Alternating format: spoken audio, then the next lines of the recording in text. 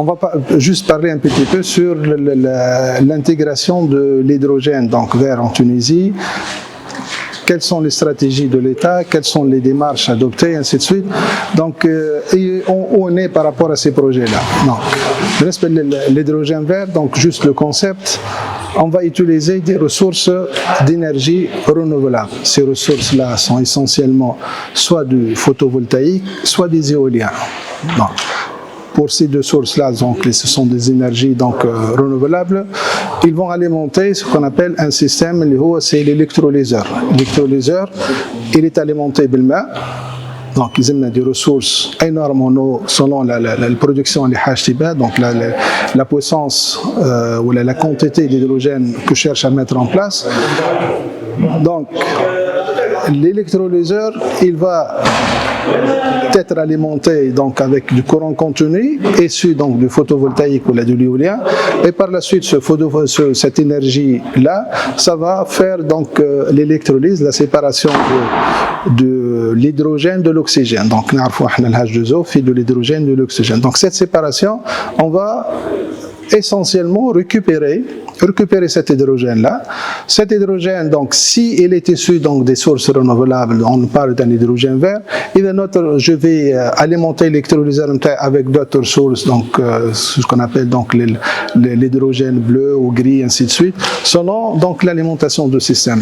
Mais la ressource en eau, bien sûr, on a un problème d'épuisement des ressources en eau donc en Tunisie, un peu partout dans le monde. Donc on cherche à utiliser de l'eau, mais avec quelle quantité? Donc la quantité, ça diffère de sources d'eau utilisées. Je vais utiliser par exemple l'eau de mer, ça nécessite un pré-traitement spécifique, l'élimination de certaines impuretés, donc diminution de salinité, ainsi de suite. Dans ce cas-là, la production d'un kilogramme d'hydrogène, ça nous nécessite environ donc, de 20 à 30 litres d'eau pour produire un kilogramme d'hydrogène. Alors que si j'utilise مثلا eau de forage, eau de sondage ou une autre eau douce, donc on aura besoin d'une quantité moins, donc de 10 à 15 litres donc d'eau pour alimenter donc nos électrolyseurs pour produire la même quantité. Mais ces technologies, bien sûr, ça diffère avec le coût de production à 1 kg d'hydrogène. Maintenant, c'est presque un peu partout dans le monde, mais bien 1,5 à 4 dollars le kilogramme donc de H2O. Il faut voir bien sûr le prix, est-ce que c'est concurrentiel ou là. Et le deuxième coût, par la production, c'est le transport de l'hydrogène ou le stockage نتاعو, ça pose un problème كبير. شنو البروبليم هذا في الهيدروجين؟ انه الهيدروجين سي اون فو اذا نحب نردوه ليتا ليكيد لازم نهبط له التمبيراتور نتاعو اون فالور دو لوردر دو موان 250 دوغري باش يولي هيدروجين ليكيد. باش توصلوا ليتا ليكيد donc فما investissement supplémentaire لازم نحطو. Donc ça va nous coûter énormément.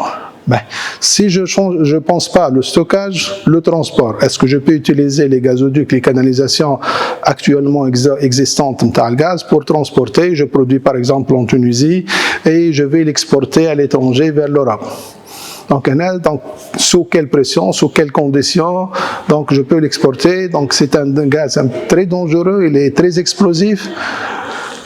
Il a l'avantage qu'il a un pouvoir calorifique Ali, de l'ordre de 120 mégajoules par kilogramme, c'est presque 3 fois les combustibles classiques, l'essence et le diesel, 2 fois le gaz naturel, de l'ordre de 60.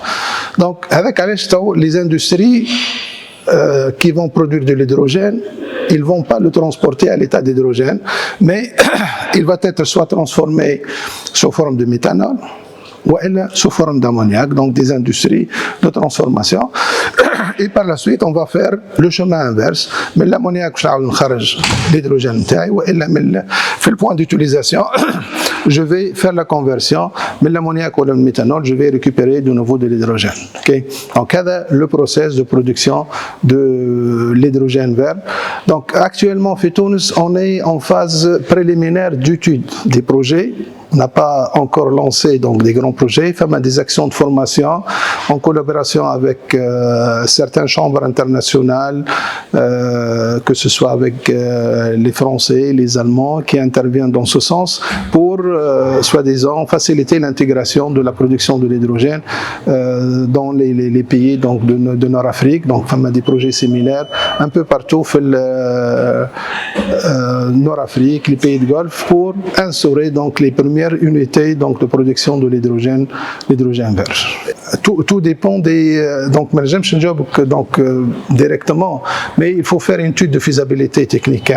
Selon l'ensoleillement de ta région ou la vitesse de vent, la source primaire que je vais l'utiliser, combien ça va me coûter la production d'un kilowattheure d'énergie qui va alimenter la chaîne de production de l'hydrogène, selon l'eau que je vais l'utiliser, qui marque ça diffère des quantités d'eau, bien sûr, il y a tout un processus de traitement. Donc l'étude de faisabilité, je connais spécifique les cas, donc il faut choisir l'emplacement d'un site où vous allez installer votre projet et par la suite, donc selon le site, je dois avoir une idée sur les différentes ressources utilisées.